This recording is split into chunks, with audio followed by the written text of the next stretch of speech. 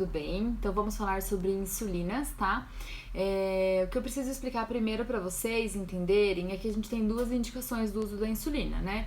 Ou no paciente diabético tipo 2, que não obteve um controle adequado com medicações via oral, ou naquele paciente que já tem, por exemplo, uma disfunção do rim e não filtra mais adequadamente, então ele também vai merecer uma terapia com insulina, é mais seguro, mais efetivo. Tá? Paciente de longa data que só o tratamento medicamentoso não está controlando, a gente vai associar essa terapia e por aí vai, tá? No diabetes tipo 1, desde o início do tratamento, é totalmente dependente de insulina, tá? Isso é uma característica clínica, isso até é o que faz a gente pensar no diagnóstico, né? Então esse paciente, ele precisa 100% do dia dele de insulina exógena, que a gente vai dar para ele porque o pâncreas dele não produz mais, tá? Pensando nisso, a gente tem que entender que o nosso pâncreas funcionante, né, então das pessoas que não têm diabetes, ele funciona da seguinte maneira. Ao longo do nosso dia todo, ele vai produzir uma quantidade basal de insulina. Então, o dia todo, independente de refeição ou não, o nosso pâncreas está produzindo, gotinha a gotinha, uma quantidade de insulina que a gente chama de basal.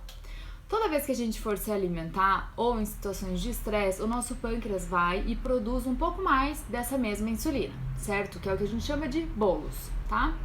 Então ele faz uma produção um pouquinho mais elevada em alguns períodos, tá certo?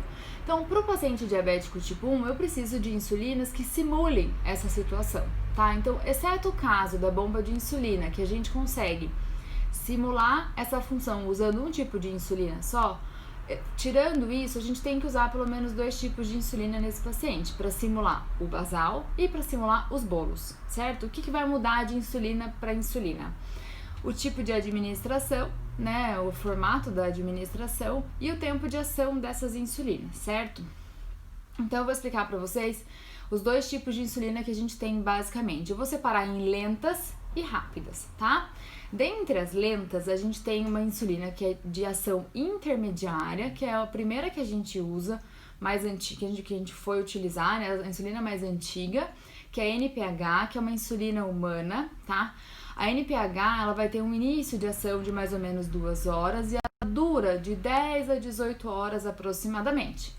Devido a isso, a gente tem que aplicar ela de 2 a 3 vezes por dia, para conseguir manter um efeito mais, um platô mais correto, né? Então a gente acaba fazendo pelo menos 2 aplicações, às vezes 3, tá? Para conseguir cobrir essas 24 horas do paciente, certo? A insulina NPH, geralmente, ela vai ser administrada em seringas, assim, tá? Porque ela vem num frasquinho, mas hoje a gente também tem a opção de canetas, tá? Que a medicação fica aqui dentro. Um dia eu faço um vídeo só sobre isso. Aí a gente tem a insulina de ação lenta chamada Levemir, tá? Que vai ter um início de ação entre 1 e 3 horas e vai ter uma duração de 18, 22 horas, que tem que ser aplicada em geral 2 vezes por dia, uma aplicação de manhã e uma aplicação à noite, tá? A insulina Glargina U100, que tem uma duração de 20 a 24 horas, então ela geralmente vai ser aplicada uma vez por dia, a não ser que a gente perceba que o paciente perde um pouco o controle ou que ele aplica uma dose muito grande, às vezes a gente divide em 2 aplicações. E a gente tem insulinas mais prolongadas ainda, que é a U300, Glargina U300, que pode durar mais do que 24 horas.